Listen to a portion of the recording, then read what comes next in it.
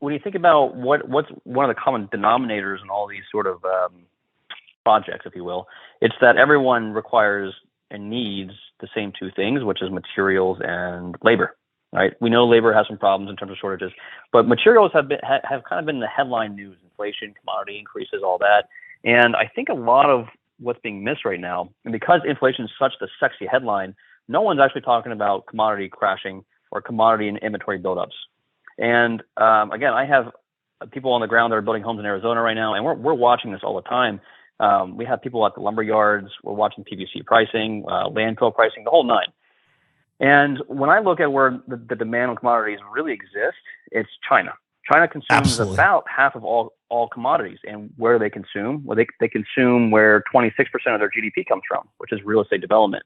Everyone should be watching right now the Evergrande fiasco, right? It is going to collapse. The government is now stepping in and essentially going to slowly dissolve that company over time. And with it, you're going to see a massive contraction on demand of commodities. So what does that mean for developers? Well, if half the demand depletes, even half, you're talking about 25% reduction in demand. Prices, I believe in 6 to 9 months, commodity prices and inflation will substantially contract and shock most of the market. And what that means for builders that will still have the purchasing power on prices, they're going to have massive margins. Today, their margins are 25, 28%.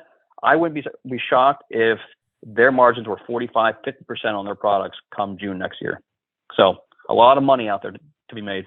I love that. I think your take on China actually fits well into what a lot of Kyle Bass had to say. And, China, and, not to go off on a full tangent, they're about to launch their central bank digital currency that they're going to try and push onto their trading partners. And I don't really know the extent. It's for the smarter people about what that's going to have on commodity prices, if anything. But there's something to be, to have a concern on what's going on in China for sure across the board. So, yeah, well, I won't get into it, but there's the Economist and Wall Street have phenomenal articles and podcasts on that topic, and it's more of a political risk play than anything, but check it out. It's a good 10, 20-minute episode around the digital yuan, digital currency. So, well, man, it's always good to talk shop with you. I always learn some stuff. And for folks that have an interest in learning more on the alt space, check out the Kaya Association. Tremendous amount of information.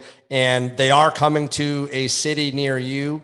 If you're in Houston, I know they've got an event coming up. They've got an event coming up in Florida. I highly recommend trying to get on and join those folks. And it's always good to see you. We'll see you next week. And I think we'll have a guest on next week talking about storage. So I'm looking forward to that.